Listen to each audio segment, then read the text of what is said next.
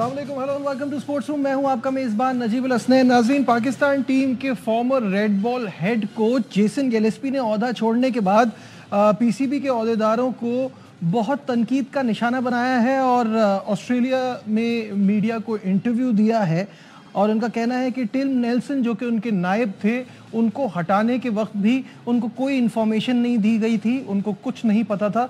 मज़ीद क्या कहना था उनका और क्या सिचुएशन है स्पोर्ट्स कॉरेस्पॉन्डेंट शाहिद हाशमी साहब हमारे साथ हैं और former test cricketer Tauseef Ahmed साहब ने भी हमें ज्वाइन किया। शाहिद साहब, शुरू आपसे करता हूं। ये खबर आई है और लग यही रहा है कि जो हम बार बार बात करते हैं कि हम सही से हैंडल नहीं करते इन सिचुएशंस को, तो ये चीज़ें सामने आ रही हैं। क्या कहेंगे इस पे? बिल्कुल, कुछ शहर के लोग भी जालिम सन, कुछ मैनू मरंदा शौक भी सी वाली बात है कि हम फॉरेन कोच को या तो प्रॉपरली हैंडल नहीं कर पाते या उसको हम बहुत ज़्यादा पहले चीज़ों में इन्वॉल्व कर लेते हैं, फिर उसके बाद थोड़ी थोड़ी जब कम करते हैं तो फिर उसको तकलीफ होती है। शुरू में ही उसको अगर सिलेक्शन के मामलात में शामिल किया था तो वो गलत था, इसलिए कि सिलेक्शन के मामलात में जेसन गिलेस्पी बिल्कुल नाकारा ही नजर आया, बिल्कुल फारिग नजर आया। नाकारा थोड़ा सा ज्यादा सख्त लफ्ज़ है, तो फारिग नजर आए कि उन्होंने बांग्लादेश के खिलाफ 2 टेस्ट मैचों में बड़ी गलतियां की। स्पिनर्स को नहीं खिलाया, जब दूसरे टेस्ट मैच में आपको सीरीज बराबर करनी थी, आपने अपने दोनों फास्ट बॉलर शाहीन शाह अफरीदी और नसीम शाह को ड्रॉप कर दिया और खुर्रम शहजाद इतने फिट नहीं थे।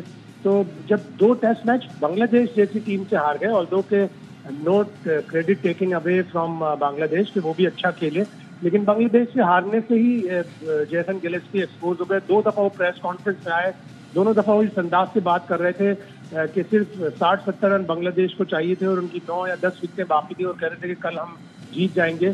तो उससे लगा कि वो उनकी जो शेल्फ लाइफ थी कोचिंग की वो मुकम्मल हो चुकी थी और अब वो जाहिर है जाके पाकिस्तान क्रिकेट को और पाकिस्तान क्रिकेट बोर्ड को बदनाम करने की कोशिश करेंगे।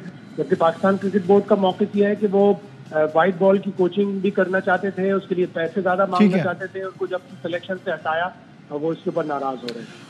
तौसीफ भाई, अस्सलाम वालेकुम, वेलकम टू द शो। सबसे पहले ये जानना चाहूंगा, देखिए इसमें हम परफॉर्मेंस को तो थोड़ा सा साइड पे रखें, इट्स अबाउट दी हैंडलिंग।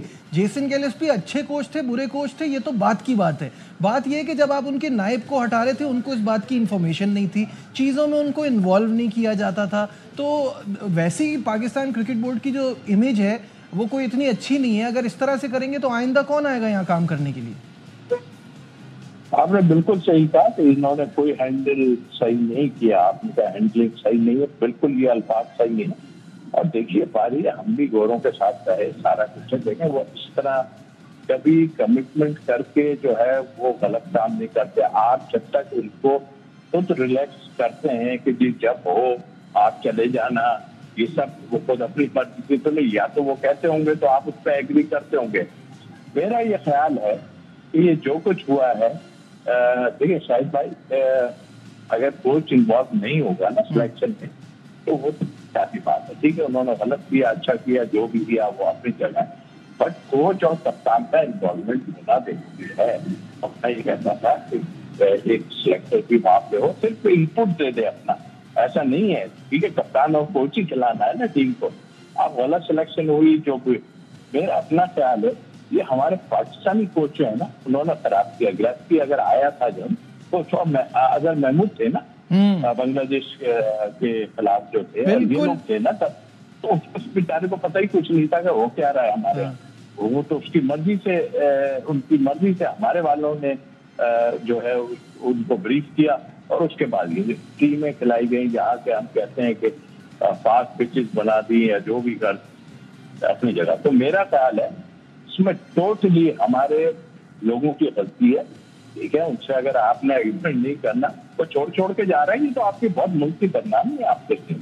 और इस तरह आप करेंगे तो मेरा नहीं ख्याल के चले ये अभी बोल गया है, उससे पहले वाले ने तो कुछ बोला नहीं, मगर ये तो बोल गया है। और पहले भी इमेज खराब हो चुका है जब मिकी आस्कर को निकाला था और उसकी परफॉर्मेंस थोड़ी थी, लेकिन ये है कि हमारे वाले आना चाह रहे थे, आ गए और किस्मत आजमा ले अपनी जो कुछ।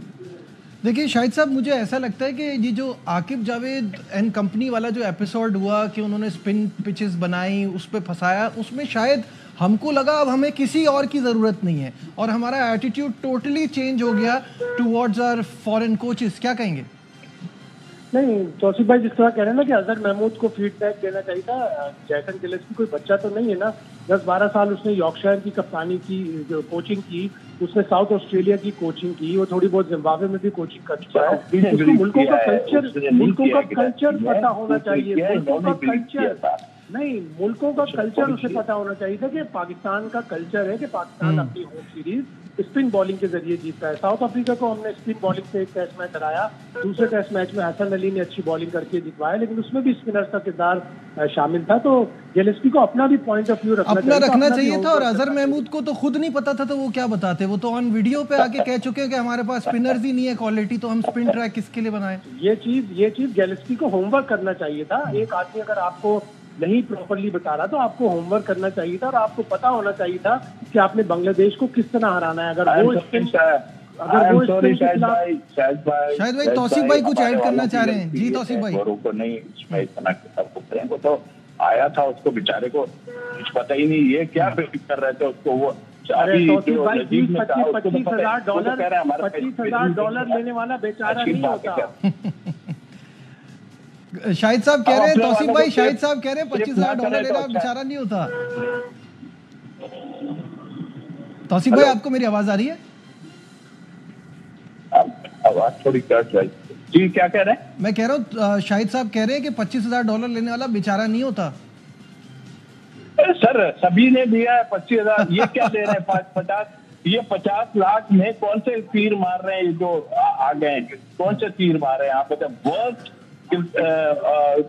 सारा कुछ हो रहा है यहाँ पे, तो ये कौन सा ले रहा है? 25-30 लाख क्यों ला रहे हैं गोरों को? नहीं लाए, करके देख लेना आप। जो चाहते थे ये हो गया है। अभी थोड़े टाइम बाद ये अजहर महमूद या ये अपने अपने घरों को मिलेंगे थोड़े अरसे बाद।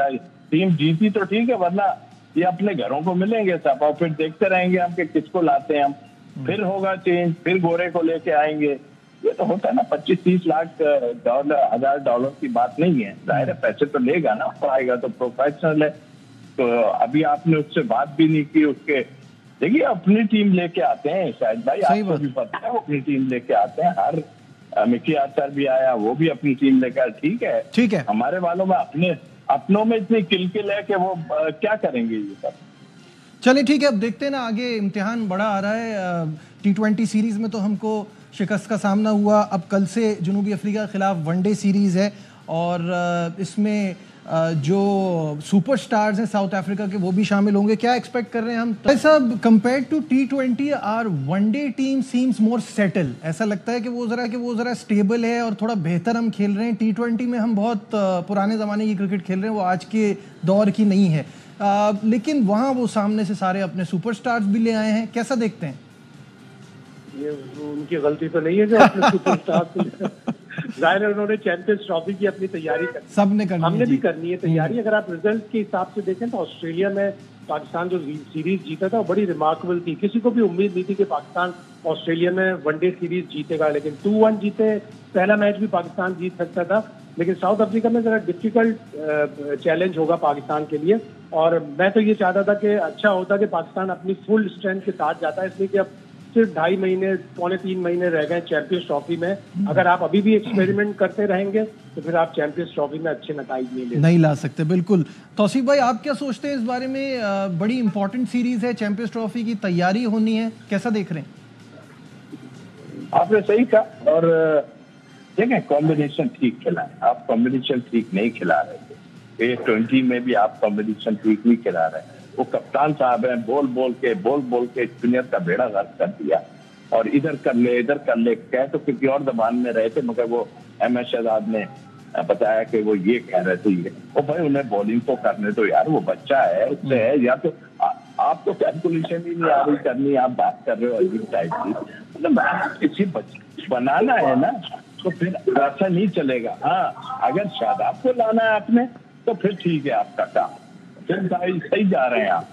ये काम ऐसे नहीं होते, चीजें ऐसे नहीं बनती हैं जिस तरह ये बनाने की कोशिश कर रहे हैं। बिल्कुल ठीक है, सही है। शाहिद साहब, चलते चलते आपसे सिर्फ ये जानना चाहूँगा, आईसीसी चैंपियंस ट्रॉफी के स्केजुअल की बात हो रही है और कहा जा रहा है कल तक ये सब सामने आ जाएगा। दोनों बोर्ड्स यानी बीसीसीआई और पीसीबी के बीच में तमाम मामला तय पा गए हैं और जैसे ये वाला इवेंट हाइब्रिड होगा तो वो भी जब हम 2026 में वहाँ जाएंगे तो हमारे मैचेस भी श्रीलंका में होंगे और पाक भारत टाकरा कोलंबो में होगा। कैसा देख रहे हैं इन तमाम चीज़ों को? देखिए, अभी तक सब चीजें कयास आ रही ही हैं और ये 1 महीने से चल रही हैं कयास आ रही हैं। अब अगर आईसीसी आज या कल में अनाउंस कर देता है तो ये सारा मामला सेटल हो जाएगा और अगर नहीं करता तो इसका मतलब है आईसीसी भी चैंपियंस ट्रॉफी होल्ड करने में या होस्ट करवाने में इंटरेस्टेड नहीं है शायद। सही कह रहे हैं। इसमें एक चीज है कि जो बातें सारी आ रही हैं इस पे इम्पोर्टेंट पॉइंट ये है कि what if Pakistan qualifies in semifinal and final इन 2026, तो क्या ये वो वेन्यूज भी शिफ्ट करेंगे या नहीं? अभी तक कुछ इसके बारे में नहीं समझ में आ रहा। ये सारी चीजें एक साथ ही डिसाइड करनी होंगी और ये देखना होगा कि 2026 में जाहिर है एक सेमीफाइनल तो फिर आप को होस्ट श्रीलंका में कराएंगे, तो वहां तक तो पाकिस्तान की टीम सेफ है और अगर पाकिस्तान की टीम इंशाल्लाह 2026 के फाइनल में पहुंचती है तो फिर मसला होगा। ठीक है, बहुत बहुत शुक्रिया। तौसीफ अहमद साहब हमारे साथ थे, साहब हमारे साथ थे। यहाँ वक्त हो गया एक ब्रेक का, कहीं मत जाइएगा, will be right back. Glad to have you back once again to Sports Room और चैंपियंस T20 कप के एक्साइटिंग मैचेस का सिलसिला जारी है और इस T20 कप में स्टैलियंस की टीम सरे फहरिस्त है। टॉप पोजीशन उनकी शानदार, बहुत ही ज़बरदस्त परफॉर्मेंस दिखा रही है।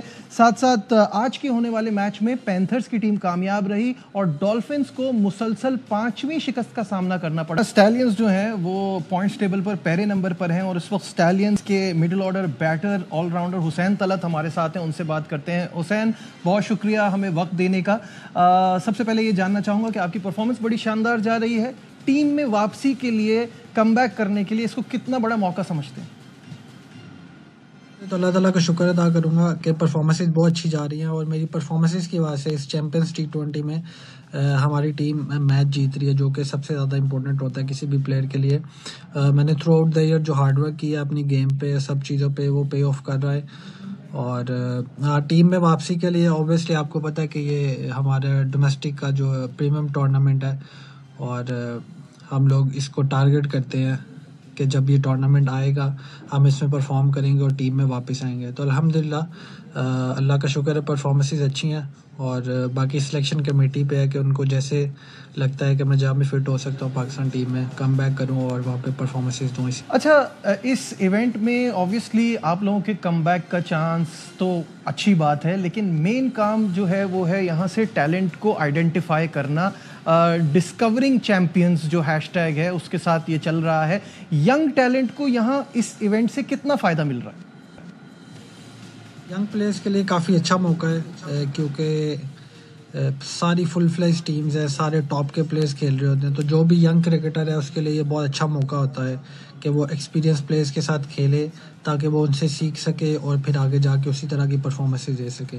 इसी तरह जब हम लोग भी जूनियर थे हमें सीनियर प्लेयर्स के साथ खेलने का बहुत फ़ायदा होता था, तो हमेशा जो सीनियर प्लेयर्स हैं वो आपके जूनियर प्लेयर को बहुत हेल्प। आपके मेंटोर शोएब मलिक हैं और शोएब मलिक का इतना एक्सपीरियंस है इस फॉर्मेट में, उनके साथ खेलकर यंगस्टर्स को कितना कुछ सीखने को मिल रहा है? शोएब भाई के साथ खेलना हमेशा ही बहुत अच्छा होता है क्योंकि मैं डोमेस्टिक में भी उनके साथ खेला हूँ, PSL में भी उनके साथ खेला हूँ। स्पेशली उनके साथ बैटिंग करने के लिए आप बहुत सी चीज़ें सीखते हैं। हम कई जगह ये सुनते हैं कि हाँ अच्छा इंटेंट होना चाहिए, अच्छा स्ट्राइक रेट होना चाहिए, हाँ ये सब चीज़ें इंपॉर्टेंट है, लेकिन किसी भी एक अच्छे बैट्समैन के लिए, एक मंजे हुए बैट्समैन के लिए ये चीज़ें भी असेस करना ज़रूरी है कि हम किस तरह के पिच पे खेल रहे हैं, क्या बिहेवियर है पिच का, टीम की क्या रिक्वायरमेंट है। तो मेरा ख्याल है शोएब भाई से ये चीज़ें सीखना मेरे लिए या किसी भी यंग प्लेयर के लिए बहुत अच्छी चीज़ है और मेरा ख्याल है ये सबसे ज़्यादा इम्पोर्टेंट है कि आप ये चीज़ें सीखें कि आपको किस टाइम पे और किस सिचुएशन में किस तरह। हुसैन, ये बताइएगा टूर्नामेंट में तब्दीलियों के बाद ना अब कंपटीशन खासा बड़ा है, कौन टफ लग रहा है?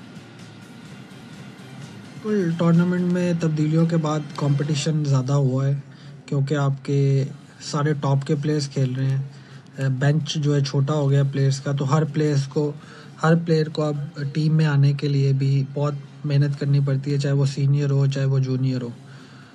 तो और अगर आप बात करें कि सबसे टफ़ टीम कौन सी है, तो मुझे लगता है हमारी टीम बहुत बैलेंस है, क्योंकि इसमें यंगस्टर और सीनियर्स का मिक्सचर है और सारे बहुत ज़्यादा जेल है हमारी टीम। तो मुझे लगता है बहुत ज़्यादा चांसेस हैं, और भी टीमें बहुत अच्छी हैं, पर मुझे लगता है हमारी टीम बहुत अच्छी है। हुसैन तलत हमारे साथ थे, बहुत बहुत शुक्रिया Hussain, thank you so much for your time and wish you best of luck. Moving on, football का आलमी कप मिलने से सऊदी अरब ने खेलों की दुनिया में एक बड़ा कदम उठा लिया है and this is part of the 2030 vision. आज के प्रोग्राम में बस इतना ही, दीजिए अपने मेज़बान नजीबुल हसनैन को इजाज़त, अपना बहुत ख्याल रखिए, अल्लाह हाफिज़।